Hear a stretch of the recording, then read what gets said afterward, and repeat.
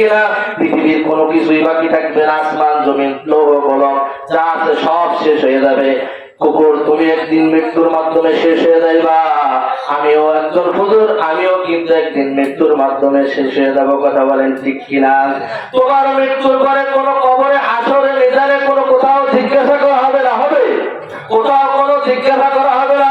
কিন্তু আমি আব্দুল কাদের জিলানী যখন মারা যাব, মাইকে ঘোষণার পরে আমার জানাজার নামাজ পড়ানো হবে, এরপরে কবরে রাখবে, কবরে যাইয়ে আমার শেষ হয়ে যাবে না, ওখানে 3টা প্রশ্ন করা হবে।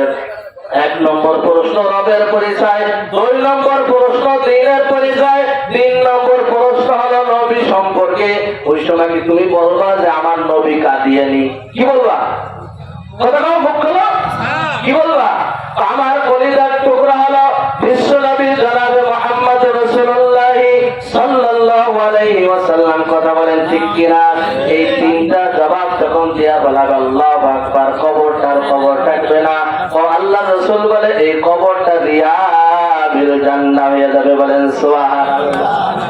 আর আমি আব্দুল কাদের জিলানী খোদা না খাস্তান, সবাই তো আমার বড় পীর জানে, বড় হুজুর জানে। কথা বলেন ঠিক কিনা?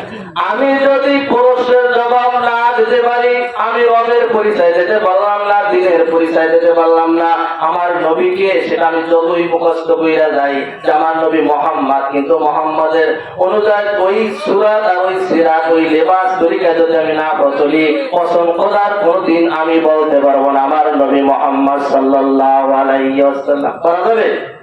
কারণ দুনিয়ায় তুমি চলছো ইহুদি খ্রিস্টান যেইভাবে চলছে ওইভাবে, এই জন্য তুমি ওই জবাব দিতে পারবে না। কথা বলেন ঠিক কিনা? তো আমি আব্দুল কাদের বলবো, আমার থেকে কুকুর তুমি দামি, কারণ তুমি মৃত্যুর পরে তোমার হিসাব নাই, নিকাশ নাই, পুলসিরাত নাই, হাসর নাই, ময়দান নাই, কিন্তু আমি মারার পরে এইগুলো আছে না নাই? এই জন্য দোস্তর বুজুর্গ, তোমাকে আমাকে মানুষ হইয়া কবরে যাইতে হবে। কথা বলেন ঠিক কিনা?